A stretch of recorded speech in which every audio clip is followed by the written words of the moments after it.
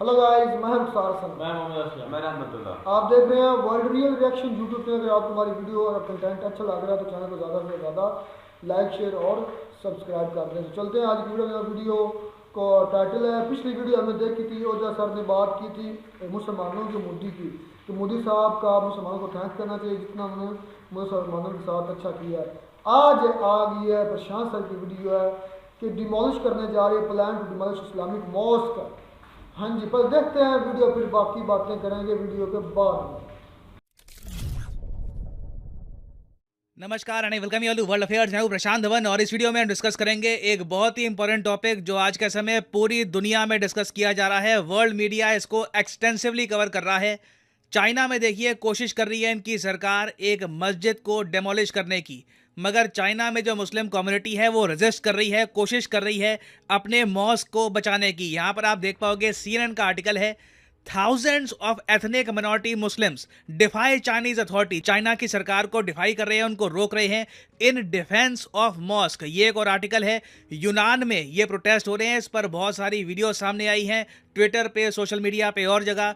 और यहाँ पे फॉर एग्जांपल आप देख पाओगे ये वीडियो इस तरीके से बहुत सारे चाइनीज मुस्लिम्स कोशिश कर रहे हैं कि चाइना की सरकार पहली बात तो एक मस्जिद को बंद करके उसके बाद ना आप कह लो आर्किटेक्चर चेंज करने के बहाने पूरे मॉस्क को गिराना दे। और इस टॉपिक पे यहाँ पे आप देख पाओगे वॉशिंगटन पोस्ट, उसके अलावा DW न्यूज़ जर्मनी का, उसके अलावा द हिंदू, सब ने ये टॉपिक कवर किया है। और आपको पता होना चाहिए कि चाइना में जो ये एंटी मुस्लिम इनकी एक पॉलिसी है, ये किस तरीके से इनके नॉर्थ वेस्टर्न एरिया से जाकर सेंट्रल चाइना में पहुंच चुकी है। तो बहुत कुछ यहाँ पे आपको जानने को मिलेगा, मगर आगे बढ़ने से पहले आपसे क्वेश्चन पूछूंगा।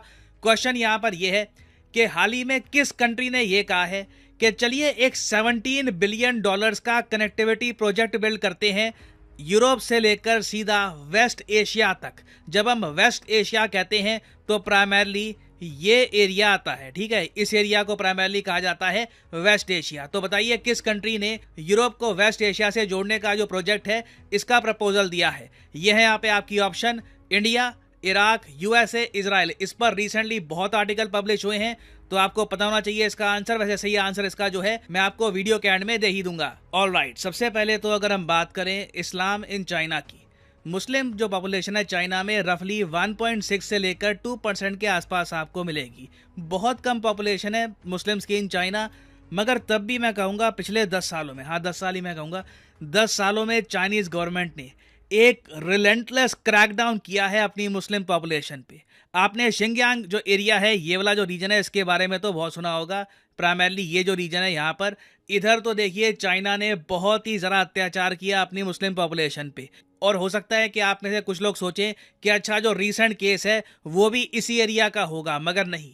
इस बार जो चाइना का क्रैकडाउन चल रहा है ये चाइना के बिल्कुल सदर्न रीजन में हो रहा है। और वैसे मैं आपको बताऊं, मैं 2019 से देख रहा था कि जो शिंगयांग प्रोविंस में हुआ चाइना के, उसके बाद से ना चाइना के बहुत सारे और प्रोविंसेस में जहाँ पर मुस्लिम्स रहते हैं वहाँ पर डर ये था कि जैसे ही ये शिंगयांग में अपना क्रैकडाउन कंप्लीट कर देंगे उसके बाद ना ये बाकी रीजन्स पे अटैक करना स्टार्ट कर देंगे। बाकी रीजन्स में भी जो मॉस्क है उसका डेमोलेशन शुरू हो जाएगा। ऑलरेडी चाइना बहुत सी मस्जिदें गिरा चुका है, कई रिपोर्ट्स इस पर आ चुकी हैं, कई मस्जिदों के आर्किटेक्चर चेंज कर चुका है ऑल टुगेदर। बट जो रीसेंट केस है ना वो यहाँ पे अगर मैं आपको दिखाऊं, ये चाइना का सदर्न पार्ट है।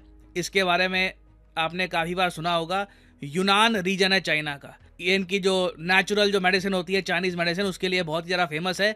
इंडिया के बहुत ही पुराने ट्रेड रिलेशंस भी रह चुके हैं यूनान प्रोविंस से। और यहाँ पे आप देख पाओगे ये जो रीजन है ना, यहाँ पे एक मस्जिद है, मस्जिद का नाम यहाँ पे आप देख पाओगे नाइंग मॉस्क है।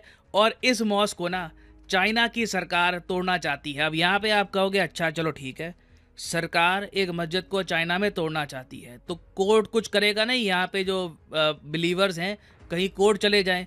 प्रॉब्लम देखो चाइना में ये होती है कि ऑर्डर सबसे पहले कोर्ट ही देता है। जी हाँ, कोर्ट ने ही सबसे पहले ऑर्डर दिए कि ये जो मस्जिद है ना ये एक चाइनीज़ आर्किटेक्चर के हिसाब से नहीं बनी हुई, तो इसलिए ना इसको डेमोलिश करना होगा। तो पहले तो देखो ये मस्जिद को बंद करेंगे ऑल टुगेदर, यहाँ पे प्रेयर रोक दी जाएगी, उसके बाद एक डेस्टिनेट टाइम में ये पूरी मॉस्क को डेमोलिश भी कर देंगे। मगर जो यहाँ पे मुस्लिम पॉपुलेशन है वो प्रोटेस्ट कर रही है। उनका ये कहना है कि ऑलरेडी बहुत सारी मस्जिदें बंद हो चुकी हैं, इनके पास प्रेयर करने की जगह नहीं है, तो एक मेन मॉस्क है इनकी सिटी में उसको ये गिरने नहीं देंगे। तो इसलिए हज़ारों लोग ना आज के समय पुलिस अथॉरिटी से लड़ रहे हैं, कैसे भी करके अपनी मॉस्क को बचाने की कोशिश कर रहे हैं। और इसके बारे में यहाँ पे आप देख पाओगे आर्टिकल में साफ साफ लिखा है, the authorities are reportedly attempting to raze the dome and 4 minarets of the building. Main China को बात जो खड़कती है वो इस्लामिक आर्किटेक्चर है। ये थोड़ा सा और डिटेल में आपको समझाता हूँ। फॉर एग्जाम्पल ये एक मस्जिद है चाइना में, यहाँ पे आप देख पाओगे ये डोम है, ये मिनारेट यहाँ पे हो गए, ठीक है ना। चाइना का जो कोर्ट है ये अपनी सरकार को ये कह चुका है कि अगर मस्जिद होगी तो ऐसी दिखनी चाहिए, it should have Chinese cultural architecture over there. वहाँ पे आप एक फॉरेन आर्किटेक्चर को यूज़ नहीं करोगे, क्योंकि चाइना देखिए इस बात को लेकर बहुत ही ज़्यादा सेंसिटिव रहता है कि फॉरेन इन्फ्लुएंस इनकी आबादी पर नहीं होना चाहिए। और मैंने ये बात नोट करी है कि जब से शी जिनपिंग पावर में आए हैं ना, इन्होंने इस टॉपिक को बहुत ही ज़्यादा इंपॉर्टेंस दी है। नहीं तो ये डोम वाला इशू है ये कुछ दशक पहले भी चाइना में न्यूज़ में रहता था, मगर जब से शी जिनपिंग आए हैं इन्होंने तो ऑल टुगेदर पूरे चाइना का कंप्लीट लैंडस्केप चेंज कर दिया है रिगार्डिंग इस्लामिक आर्किटेक्चर। बहुत सी मस्जिदें हैं उनको या तोड़ा गया है या कंप्लीटली उनका स्ट्रक्चर चेंज कर दिया गया है। और अब देखना यहाँ पर ये होगा कि चाइना में जो मुस्लिम पॉपुलेशन है, जो स्पेशली यूनान में जो ये मुस्लिम पॉपुलेशन है, क्या अपनी मस्जिद को ये लोग बचा पाएंगे या फिर इवेंचुअली चाइना की सरकार इतनी सिक्योरिटी फोर्स भेज देगी यहाँ पर कि आम आदमी पीछे हो जाएगा और इवेंचुअली जो इनको मस्जिद के साथ करना है ये कर देंगे। अब यहाँ पे आप कह सकते हैं अच्छा मैक्सिमम ये लोग क्या करेंगे, जो ये डोम है मिनारेट है इसको तोड़ वोड़ देंगे और मस्जिद को थोड़ा बहुत ऐसा बना देंगे, यही होगा ना। देखो चाइना की सरकार कहती तो ऐसा है, मगर जो मुस्लिम्स है ना वो प्रोटेस्ट इसलिए कर रहे हैं क्योंकि उन्होंने ये देखा है बहुत से केसेस में ये मस्जिद के डोम को तोड़ देते हैं, आसपास का सारा एरिया तोड़ देते हैं, उसके बाद मस्जिद कई सालों तक बंद रहती है। ऑलमोस्ट ये लोग वेट करते हैं कि कब लोग भूल ही जाएं ऑल टुगेदर कि यहाँ पर मस्जिद एग्जिस्ट भी करती थी। बहुत कम मस्जिदें हैं जिसको ऑल टुगेदर चाइना की सरकार ने रीमॉडल करके आर्किटेक्चर चेंज करके रीबिल्ड किया है। और मुझे यहाँ पर सबसे अजीब बात ये लगती है कि पिछले ही साल 2022 में चाइना को ना इन्वाइट किया गया था as a special guest at organisation of Islamic cooperation. ये ऑफ कोर्स पाकिस्तान के बेहस पे हुआ था। पाकिस्तान ने बड़ी हैवी लॉबिंग करी कि चाइना के जो टॉप लेवल डिप्लोमेट हैं, ऑफिशियल है, फॉरेन ऑफिशियल, वैंग यी, इनको इनवाइट किया जाए OIC के समिट में। और इट्स वियर्ड, मैं एक ही वर्ड यूज करूंगा, वियर्ड। एक देश जो खुलेआम ये सब कर रहा है और अगेन पूरा वर्ल्ड मीडिया इसको कवर कर रहा है। ऐसा नहीं है कि इंडिया में किसी गुमनाम आउटलेट ने कवर कर दिया या फिर किसी ने ट्विटर पे 1-2 ट्वीट्स कर दी। ये एक ग्लोबल इशू है। CNN, BBC, वॉशिंगटन पोस्ट, दुनिया भर का मीडिया इसको कवर कर रहा है, इंडियन मीडिया से लेकर वेस्टर्न मीडिया। और कोई बड़ी बात नहीं है 1-2 साल बाद ये फिर से चाइना को as a special guest invite करे। इन दी एंड देखिए यही कहूँगा, मनी की पावर है, चाइना के पास फाइनेंशियल मसल है, तो OIC जो भी इनके ये सब काम है इसको इग्नोर कर देता है। बट यहाँ पर मैं ये भी कहूँगा कि इंडिया की जो स्टेटमेंट्स थी रिगार्डिंग OIC कि इनका एक एंटी इंडिया एजेंडा है और ये काफ़ी जगह बिना वजह भी इंडिया की आलोचना करते हैं, ये काफ़ी हद तक सही भी दिख रहा है। क्योंकि अगर ये चाइना की ये इस सब इशू पर भी कोई आलोचना नहीं करते, स्टेटमेंट भी नहीं देते, तो OIC की क्रेडिबिलिटी कुछ इतनी बचती नहीं है। तो ये टॉपिक देखिए अभी न्यूज़ में रहने वाला है, इससे रिलेटेड कोई बड़ी अपडेट्स आती हैं तो उस पर मैं वीडियो ले आऊँगा। पॉसिबिलिटी ऑफ कोर्स है ये भी होती है कि काफ़ी बार चाइना की अथॉरिटीज़ वेट करती है, पीछे हट जाती है, फिर 3-4 महीने बाद फिर कोशिश करती है डेमोलिश करने की।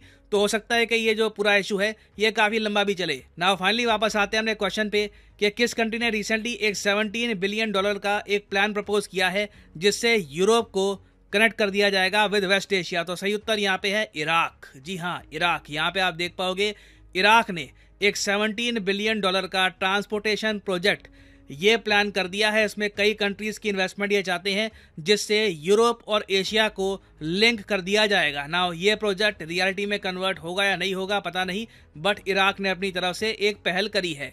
और फाइनली यहाँ पर मैं ये भी ऐड कर दूं कि अनअकैडमी के डिस्काउंट एक्सटेंड हो चुके हैं with larger discount. Last time आपको याद होगा ये जो डिस्काउंट है ये 10% का होता था, तो अभी 50% का डिस्काउंट आपको मिल रहा है ऑन वेरियस कोर्सेज। तो फॉर एग्जांपल लेट्स से आप प्रिपेयर करना चाहते हैं यूपीएससी एग्जाम के लिए, तो कमेंट सेक्शन में जाओ, पिन कमेंट में यहाँ पे आपको मिलेगा लिंक यूपीएससी सब्सक्रिप्शन का, यहाँ पे करिए क्लिक और यहाँ पे आप अनअकैडमी का यूपीएससी कोर्स परचेज कर पाएंगे with a very heavy 50% discount. तो जो प्राइसेस यहाँ पर लिखे हैं, never pay these prices, use करिए code PD10 and you will be able to save a lot of money. So use the code PD10 and save money. इसी note के साथ ये है वीडियो का, और जैसे मैं हमेशा कहता हूं, मे the gods watch over you.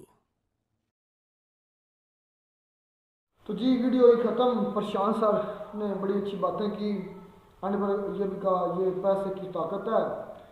हाँ जी, मैं बाद में बातें करूँगा, आज मैं पहले बात करने का मौका दूंगा रहमतुल्लाह को। रहमतुल्लाह, असद, यकूब, इस तरह के लोग जो है ना हमारे पाकिस्तान में, वो बड़े चीखते चिल्लाते हैं।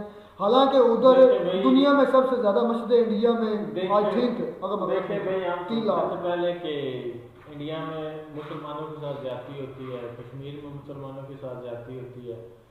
एक मस्जिद थी, उसकी पूरी हिस्ट्री तो मुझे नहीं पता, लेकिन उसका नाम मैंने काफ़ी सुना था, जिसको बाबरी मस्जिद कहते हैं। तो उसका मुद्दा काफ़ी देर चला है, आप पता नहीं वो सॉर्ट आउट हुआ या नहीं हो गया। लेकिन उसका मुद्दा ये था कि जनाब हिंदुओं ने मस्जिद शहीद करके वहाँ पे मंदिर बनाने का फैसला किया है, और उसका काफ़ी देर ये लड़ाई वगैरह चली है। तो मुसलमान, मैं भी उनमें शामिल था, हम भी इंडिया को अच्छा नहीं समझते थे कि उन्होंने ऐसा गलत किया है, किसी मजहब को हिट किया है, तो उसको ये नहीं करना चाहिए। तो अब मैं जब ये वीडियो देख रहा था तो सुन रहा था कि चाइना ये कर रहा है, वहाँ पे एक मस्जिद है जो एक तो नहीं कई मस्जिदें ही शहीद कर चुका। तो मैं कहता हूँ कि ये बहुत गलत बात है। असलम भाई, ठीक है, वहाँ पे आपने बाबरी मस्जिद का जिक्र कर दिया, मैं उसकी थोड़ी सा हिस्ट्री बता दूँ, साथ में उसका सोल्यूशन भी बता दूँ।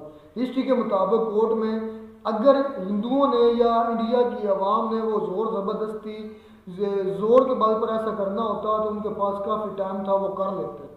वो कोर्ट में 500 साल कहते हैं, जिस तरह इंडिया के लोग कहते हैं, इंडिया उनके मुताबिक 500 साल या इससे भी ज़्यादा अर्सा हो गया केस चलते हुए। ये केस चलता आ रहा था फिर, और ये फिर कोर्ट ने फैसला दिया जहाँ ये मस्जिद बनी है उससे पहले वहाँ मंदिर था, ये सबूत मिले हैं।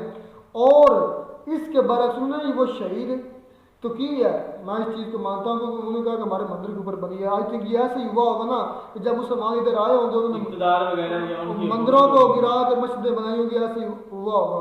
तो आई थिंक ऐसे ही होगा। और लेकिन जब उन्होंने बाबरी मस्जिद को शहीद किया तो उससे ज़्यादा खूबसूरत, उससे 5 के 6 गुना ज़्यादा ज़मीन, उससे ज़्यादा बजट, उससे ज़्यादा नमाज पढ़ने के लोगों की, तो उसमें ज़्यादा लोग नमाज भी पढ़ सकते हैं। तो हर चीज़ में 5, 6 गुना 10 गुना ज़्यादा बढ़ा कर उन्होंने अयोध्या में साथ में मस्जिद बनाई, उसके ऊपर भी हम वीडियो बना चुके हैं।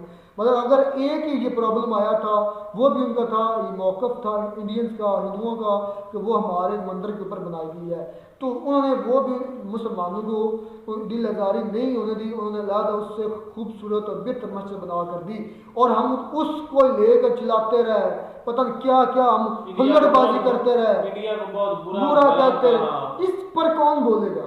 लेकिन ये रहमतुल्लाह बोलेगा, रहमतुल्लाह को बोलने दे आप, 1 मिनट रुक जाए जी, रहमतुल्लाह को बयान लेगा।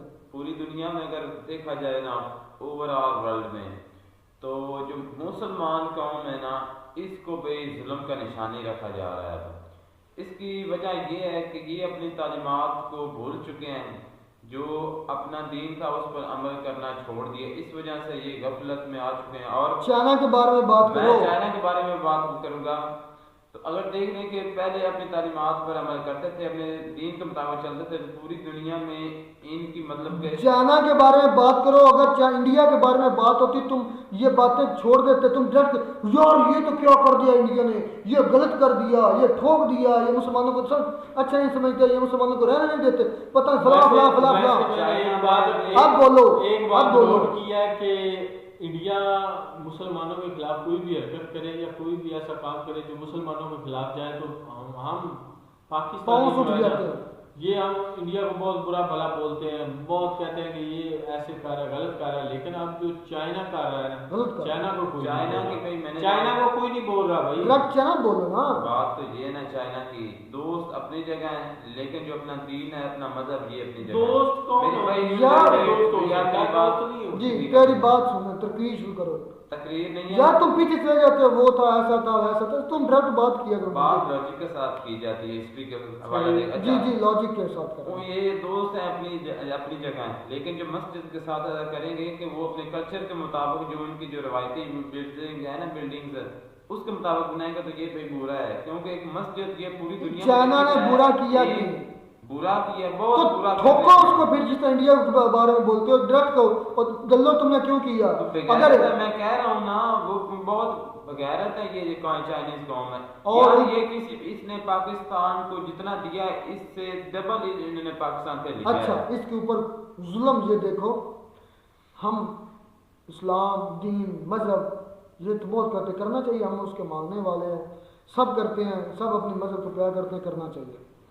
लेकिन उसके ऊपर जुल्म ये देखो कि उस चाइना को, जो चाइना डिमोलिश करने जा रहा है, डिमोलिश किए आर्किटेक्चर, जिसने मस्जिदों का चेंज किया जाए, पूरी दुनिया में सब आर्किटेक्चर तकरीबन एक ही चलता है, मीनार होते हैं, गुंबद होता है, उसको हमने उस OIC का, जो कि मुसलमानों को स्पेशल बनाई गई थी, जो इस्लाम के नाम पर स्पेशल बनाई गई थी, कमेटी थी, वसम ऑर्गेनाइजेशन थी, उसको उन्होंने चीफ गेस्ट बनाया।